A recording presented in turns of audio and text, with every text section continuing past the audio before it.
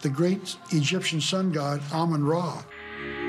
So it's proposed that the eagle is not in fact American, but instead representative of the Egyptian sun god. So they knew that there was a connection between the sun god and the eagle, and that they would use that symbol as a symbol of the initiation into the secrets of the Masonic Lodge and also of the ancient mystery religion. Conspiracy theorists say the stars above the eagle's head helped to prove that the Masons embedded their messages on the dollar bill. Above the eagle's head is a cluster of stars, 13 five-pointed stars, and when you draw lines between them, you'll draw a six-pointed star.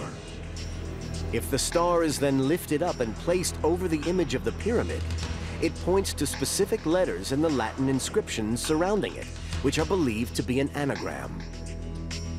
Inside the American dictionary is the word anagram, which is the intentional scrambling of the letters of a word to conceal the real word.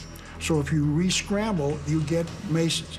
This is how we know that the Masons originated the drawings for the Great Seal of the United States. This search for concealed meanings in the iconography of the dollar bill is not confined to the images alone.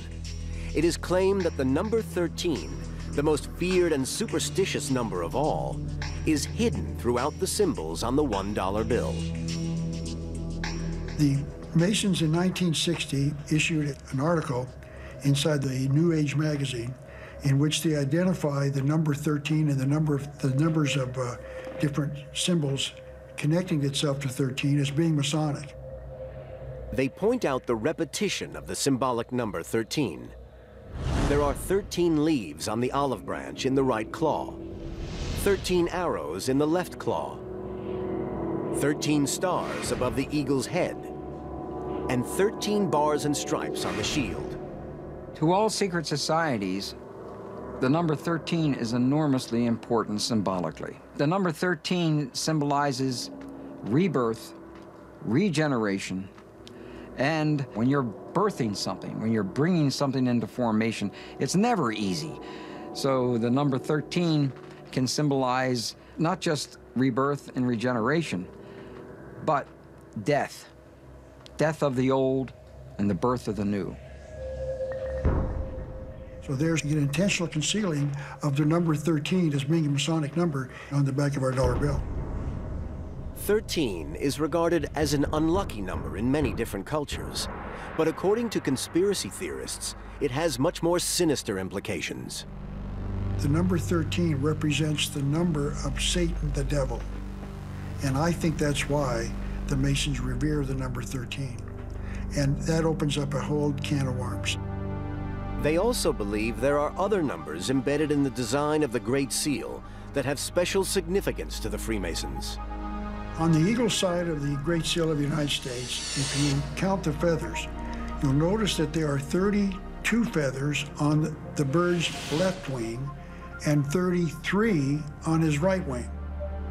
This is believed to refer to the 33 degrees of Masonry introduced by the Supreme Council of the Scottish Rite, America's most prominent Masons, whose national headquarters are in Washington. The 33rd Degree Council that meets in Washington, D.C. claims in their own literature to be the mother jurisdiction of the world, the mother council of the world. Manly P. Hall called them the most powerful organization in the land, that they ordain kings and shape the destinies of worlds. That's called power. It's suggested there's one last piece of information on the dollar bill that reveals a Masonic plot. Above the eye at the apex of the pyramid, there is the inscription in Latin, Annuit Coeptis, which roughly translates as, Providence has favored our undertakings. But the conspiracy theorists claim that when it's combined with the second inscription, there is a dark message of intent. America's secret destiny is involved in the Latin phrases Annuit Septis Novus Ordo Seclorum, announcing the birth of the New World Order, and that's what their goal is. The New World Order will be worldwide when it's instituted in the near future.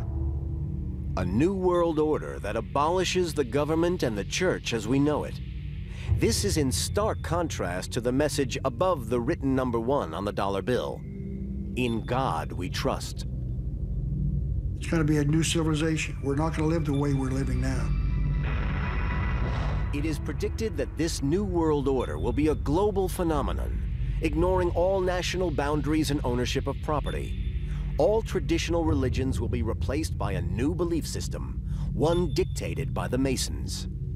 The theory goes that these groups of people are intent on, in effect, ruling the world, and that this is inherent in the Founding Fathers and what they do with the Great Seal.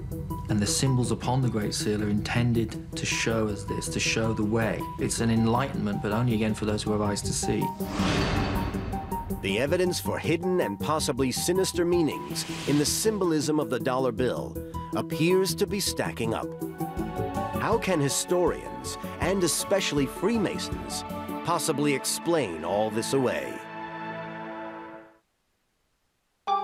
On the face of it, the suggestion that the dollar bill conceals hidden messages seems plausible. They were supposedly inserted by a small sect of Masons who had a hand in creating first the Great Seal and later the design of the dollar bill. Freemasons themselves find the whole idea of an elaborate conspiracy just laughable. You can also believe that Jews or Catholics or Muslims or Protestants are out to take over the world and force everyone to have their religion. And I don't believe that's true. So if anyone cares to think that the Freemasons are out there to serve themselves and themselves alone, I can't stop them, but I don't believe it. The establishment for the last 2,000 years has been a Christian establishment in the Western world.